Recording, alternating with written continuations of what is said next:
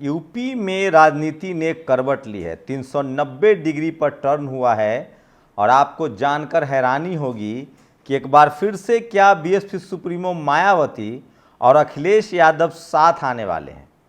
जी हाँ, बिल्कुल सही समझ रहे हैं आप, और इसकी वजह है बीजेपी के लगातार जिस दिन से वर्गीकरण का सवाल हुआ है, सोचिए वो लोग जो कह रहे थे कि मायावती बीजेपी की बी टीम है, वो डर गई हैं, घर में बैठ गई हैं। मायावती ने इतना तेज हमला शुरू कर दिया है बीजेपी पर कि बीजेपी को बंद न उगलते बन रहा है न निगलते बन रहा है। सुप्रीम कोर्ट का जैसे ही फैसला आया वर्गीकरण का और क्रीमी लेयर का, उसके बाद मायावती जी ने फ्रंट फुट पर आके खेलना शुरू किया। पहली बड़ी प्रेस कॉन्फ्रेंस करती हैं। उससे पहले तेजस्वी यादव ने बोला था, उसके पहले चंद्रशेखर जरूर बोले थे संसद में, लेकिन लोग नाप तोल कर बोल रहे थे। मायावती जी ने एक प्रेस कॉन्फ्रेंस की और साफ साफ कहा कि इस वर्गीकरण को और क्रीमी लेयर को हम नहीं मानेंगे। और इसके बाद पूरा खेल बदल गया। आपने देखा कि उनके इस प्रेस कॉन्फ्रेंस के बाद 21 अगस्त को पूरे देश में जिस तरह से SC ST OBC किसान समाज के लोग सड़कों पर आए, वो एक ऐतिहासिक दिन था, शांतिपूर्ण तरीके से। लेकिन जो जातिवादी मनुवादी थे उन्होंने जमकर सोशल मीडिया पर इस बंद को ट्रोल किया और उन पर जब लाठियां चली प्रशासन की तो मजे लिए। वो लोग थे जो इसको हिंदू कहते थे। बात यहीं से नहीं बिगड़ी, लेकिन सोचिए उसके बाद एक बीजेपी के विधायक हैं, नाम है उस शख्स का राजेश चौधरी। बीएसपी सुप्रीमो मायावती जी पर एक मनुवादी चैनल पर बैठकर उन्होंने जिस तरह का बयान दिया, उसके बाद अखिलेश यादव का बयान आया कि हम बहुजन महापुरुषों और बहुजन नेताओं का अपमान अब नहीं सहेंगे। और उसके बाद तमाम समाजवादी पार्टी के नेताओं का बयान आने लगा कि हम बहन जी का सम्मान करते थे, करते हैं और करते रहेंगे। केशव प्रसाद मौर्य ने भी इस पर ट्वीट किया है, आकाश आनंद ने भी ट्वीट किया है। लेकिन सबसे बड़ी बात बीएसपी सुप्रीमो मायावती जी ने कहा है कि लगता है कि बीजेपी के नेता अपना हद भूल गए हैं और लांग रहे हैं। और उससे बड़ी बात उन्होंने अखिलेश यादव के लिए लिखा है, जो लिखा है वो भी पढ़ के बताऊंगा। उन्होंने कहा है कि सपा प्रमुख अखिलेश यादव, सपा प्रमुख अखिलेश यादव को कहते हैं, सपा प्रमुख ने जिस तरह से मेरे शासन प्रशासन और अनुशासन को तवज्जो दी है और जिस तरह से उसकी हामी भरी है वो सराहनीय है। और उसके बाद से कयास लगाए जा रहे हैं कि 2027 में सपा और बसपा का भी गठबंधन हुआ था लोकसभा के चुनाव में 19 में 10 बीजेपी ने सीट जीती थी। मायावती जी को बहुत मैच्योर पॉलिटिशियन समझा जाता है। मायावती जी ने अपने जीवन में 2 दलों से गठबंधन न करने की कोशिश कर रखी है। वो चाहती हैं कि कांग्रेस और बीजेपी ये दोनों सांफनाथ और नागनाथ हैं, इनसे गठबंधन ना हो, लेकिन ओबीसी दलों से वो गठबंधन करना चाहती हैं। और इसी को लेकर उन्होंने एक और बयान दिया है। उन्होंने कहा है कि अब ओबीसी समाज को भी जागरूकता के आधार पर अपने खिलाफ, क्रीमी लेयर के खिलाफ, जो क्रीमी लेयर है उसके खिलाफ प्रदर्शन करना चाहिए। और साथ ही ओबीसी के लोगों को आरक्षण पूरी तरह से इम्प्लीमेंट हो, इसके लिए भी अपनी आवाज़ उठानी चाहिए। तो क्या 2027 के चुनाव में सपा और बसपा अगर एक साथ लड़ती है विधानसभा का चुनाव, तो बीजेपी अपनी अस्तित्व बचा पाएगी। दरअसल इस बार नीतीश कुमार को जिस तरह से महत्ता नहीं दी गई, वैल्यू नहीं दिया गया, इस बार अगर ये नरेंद्र मोदी जी की सरकार चल रही है तो इस वजह से कि नीतीश कुमार को 3 सवर्ण नेताओं ने अंडर एस्टिमेट किया। इंडिया गठबंधन की पहल नीतीश कुमार ने शुरू की। अभी सोचिए, नीतीश कुमार ओबीसी समाज के नेता, अगर उनकी बात मान ली जाती तो केंद्र में बीजेपी की सरकार न होती और बिहार में मुख्यमंत्री होते तेजस्वी यादव। और एक और बात बता दूं, नीतीश कुमार, बीएसपी सुप्रीमो मायावती हो, चाहे नवीन पटनायक हो, इन सबको गठबंधन में चंद्रबाबू नायडू को लाना चाहते थे। लेकिन सोचिए अरविंद केजरीवाल, ममता बनर्जी और राहुल गांधी ने किस तरह से नीतीश कुमार का पत्ता साफ किया, और तब जाकर नीतीश कुमार गठबंधन से अलग हुए और बिहार में बीजेपी के साथ गठबंधन की सरकार है और उनके 14 सांसदों से ये सरकार चल रही है। उसके बाद भी नीतीश कुमार की कोशिश थी, उस वजह से ये मिलीजुली सरकार है। तो सोचिए, समाजवादी पार्टी के मुखिया अखिलेश यादव जी ने जिस तरह से बीएसपी सुप्रीमो मायावती जी के पक्ष में बयान दिया है, सम्मान दिखाया, इससे साफ है कि अब यूपी में बीजेपी को महंगा पड़ेगा। केशव प्रसाद मौर्य का भी बयान आया, उन्होंने कहा है कि हमारी पूरी पार्टी और हम सब लोग बीएसपी सुप्रीमो मायावती जी का सम्मान करते हैं, लेकिन गेस्ट हाउस कांड किसने किया ये नहीं भूलना। तो अब जाकर जैसे ही सपा प्रमुख और मायावती जी एक साथ दिख रही हैं, एक दूसरे के साथ खड़े हुए दिख रहे हैं, उसके बाद केशव प्रसाद मौर्य को आगे किया गया। लेकिन सवर्ण जो हैं, याद है वो आईएएस, वो सवर्ण अब जानबूझकर मायावती जी पर गेस्ट हाउस कांड की बात कर रहे हैं। सवाल है कि जब मायावती जी की सरकार थी तो कौन लोग उलूल जुलूल आरोप लगाते थे? ये मनुवादी मीडिया, जातिवादी मीडिया और मनुवादी लोग। लेकिन अब जाकर सोचिए, अब जाकर ये बात अब सबको समझ में आने लगा है, और जिस तरह से बीएसपी सुप्रीमो मायावती जी ने अब बयान दिया, उनके खिलाफ जिस तरह से बयानबाजी हुई कांग्रेस बीजेपी के विधायक की तरफ से, जिस तरह से अखिलेश यादव, मनोज यादव जो उनके प्रवक्ता हैं, तो मैं फिर कह रहा हूँ, तेजी से इस देश में एससी एसटी ओबीसी के लोग एकजुट हो रहे हैं और यही खलबली मची हुई है। यही जो है जातिवादी मनुवादियों को अब रास नहीं आ रहा है। क्रांति एक, इससे पहले मैं एक बात बता दूं, सोचिए किस तरह से अपने ही लोगों को अपने ही लोगों से लड़ाया जाता है।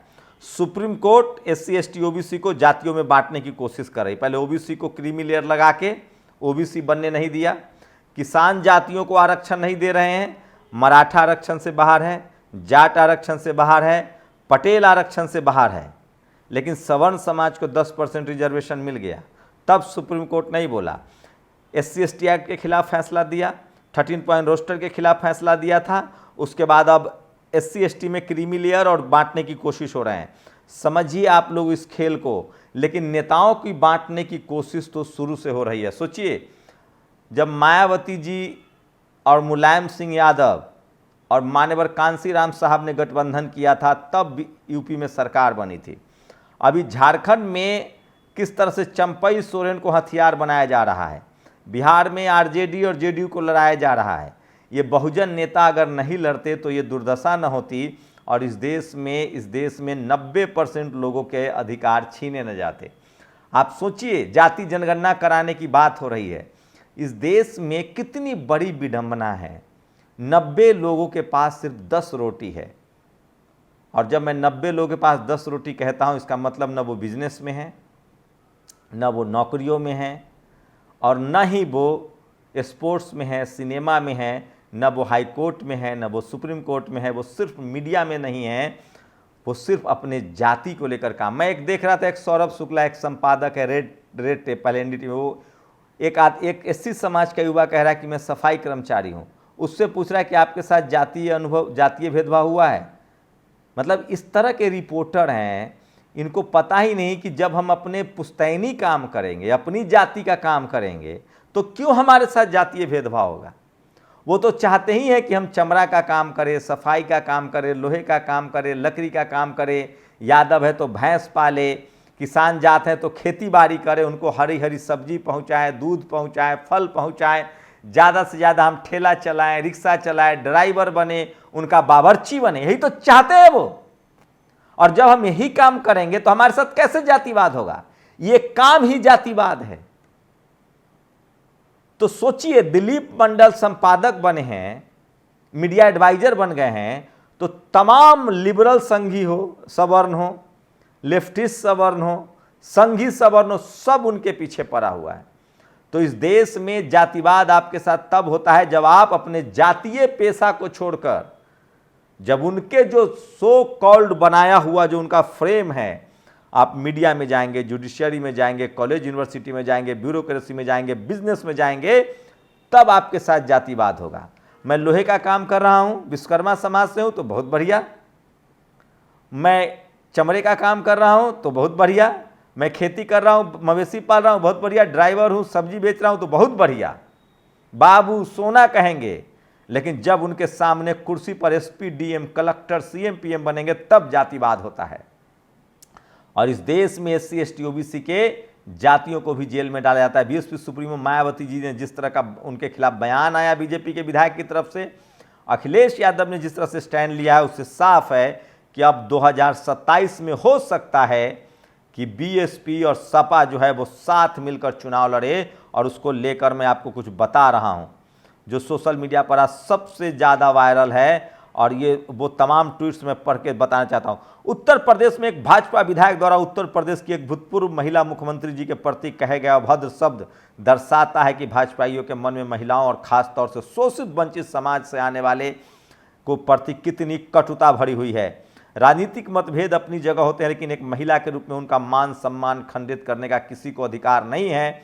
भाजपाई कह रहे हैं कि उन्होंने मुख्यमंत्री बनाकर हमने गलती की थी, ये भी लोकतांत्रिक देश में जनमत का अपमान है, और बिना किसी आधार के आरोप लगाना कि वे सबसे भ्रष्ट मुख्यमंत्री थी बेहद आपत्तिजनक है। भाजपा के विधायक के ऊपर सार्वजनिक रूप से दिए गए इस वक्तव्य के लिए मानहानि का मुकदमा होना चाहिए। भाजपा ऐसे विधायकों को प्रश्रय देकर महिलाओं के सम्मान में गहरी ठेस पहुंचा रही है। अगर ऐसे लोगों के खिलाफ भाजपा तुरंत अनुशासनात्मक कार्रवाई नहीं करती तो मान लेना चाहिए कि ये किसी विधायक का व्यक्तिगत विचार नहीं बल्कि पूरी भाजपा का विचार है। और इसीलिए क्रांति कुमार लिखते हैं, भाजपा पार्टी के 2 कौड़ी के प्रवक्ता ने एक न्यूज चैनल पर बहस के दौरान बहन मायावती जी पर अभद्र टिप्पणी की है। इसके जवाब में समाजवादी पार्टी के नेता अखिलेश जी यादव ने बहन जी का पक्ष लेते हुए भाजपा को कड़ी फटकार लगाई है।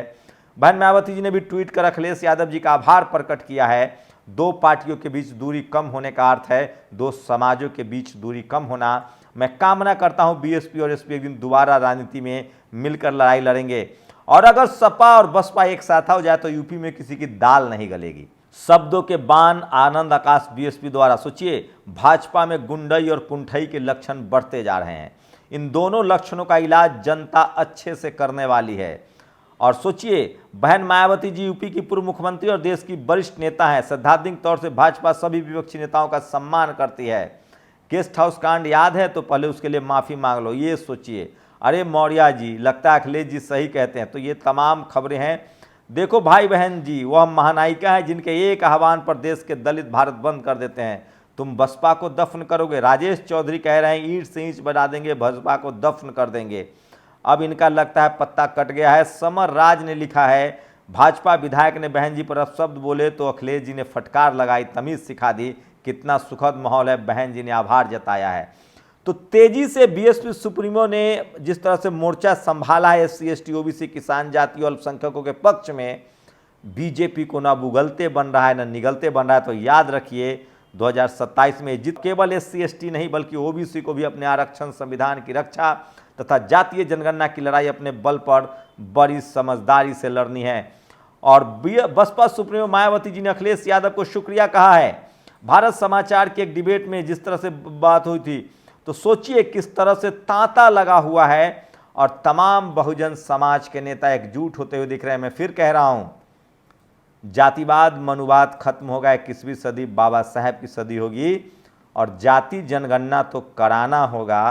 और सोचिए, एक दिलीप मंडल जिनको बर्दाश्त नहीं है मीडिया एडवाइजर के तौर पे, ये कांग्रेस और बीजेपी का एक ही चरित्र है। इनको एससी एसटी ओबीसी, अभी सोचिए कांग्रेसी सवर्ण, वामपंथी सवर्ण, लिबरल सवर्ण, सब दिलीप मंडल के पीछे पड़े हुए हैं। सोचिए, जो आपको चपरासी नहीं बनने देना चाहते हैं वो चीफ मिनिस्टर बनाएंगे, मुख्यमंत्री बनाएंगे, प्रधानमंत्री बनाएंगे। जिस दिन इस देश के बहुजन समाज के तमाम नेता एकजुट हो गए, चपरासी से लेकर चीफ जस्टिस तक आप बनिएगा। और मान्यवर साहब इसलिए कहते थे कि वोट से लेंगे सीएम पीएम और आरक्षण से लेंगे एसपीडीएम। आपको जातियों में बांटकर 1000 साल तक इन्होंने राज किया। एक बार फिर से ये आपके आरक्षण, बाबा साहब ने जाति खत्म करके आपको एससी एसटी ओबीसी का नाम दिया। ये फिर से आपको जातियों में क्रीमी लेयर के नाम पर और वर्गीकरण के नाम पर बांट रहे हैं। आप लोग समझदारी से काम लीजिए, एससी एसटी ओबीसी के लोग, अल्पसंख्यक समाज के लोग, किसान जातियों के लोग, नहीं तो बारी से सबकी बारी आएगी। और इस देश में 10% लोगों का जो कब्जा है नौकरियों पर, ज़मीनों पर, बिजनेस पर, सिनेमा पर, खेल पर, मीडिया पर, जुडिशरी पर, कॉलेज यूनिवर्सिटी पर, सारे संसाधनों पर, उनके खिलाफ एकजुट हुई है। नहीं तो आपकी नस्लें मजदूर, मजबूर, लाचार और बेबस रहेगी। और इसके लिए जरूरी है कि बहुजन समाज के नेता एकजुट हो। आप लोग अपनी प्रतिक्रिया जरूर दीजिए। शुक्रिया। नेशनल दस्तक की आपसे गुजारिश है कि अगर इसको बचाना चाहते हैं तो नेशनल दस्तक को सब्सक्राइब करने के लिए रेड कलर के सब्सक्राइब बटन को दबाएं, फिर बेल आइकन की घंटी दबाएं। नेशनल दस्तक को बचाने के लिए बहुत जरूरी है कि हर खबर को शेयर करें, लाइक करें, कमेंट जरूर करें।